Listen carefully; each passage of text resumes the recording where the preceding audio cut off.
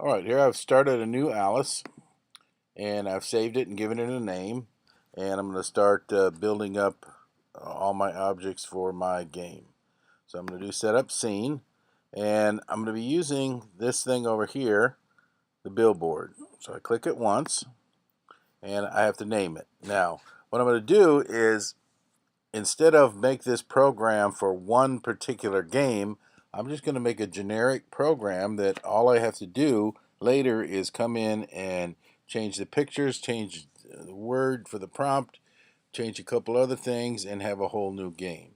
So instead, I'm just going to call this Object1, OBJ1, and click OK. So that puts it on there. Now, you can move this around and get it where you want. And over here on the side, you've got these different things that you can do. If it's on default over here, you can just move it around.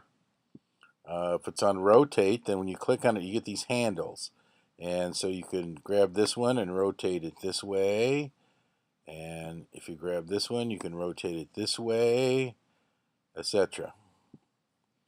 Translation, you can move it up or down, things like that. And resize, of course, you can just here, you can make it bigger and smaller. Now, what I did was I just kind of rotated it around a little bit flat, and then moved them up a little bit. That way they're kind of floating. All right.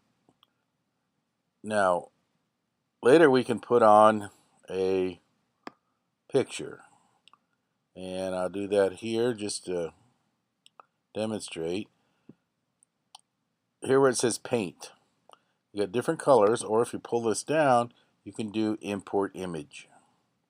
So I'm going to do import image, and then what I've done is I've made screenshots. I just put the numbers 1 through 6 on a text document and took a little screenshot of each one, and I'm going to put that on there. And it doesn't show here, but it will when we run it. And if I run this now, that now has the number 1 on it.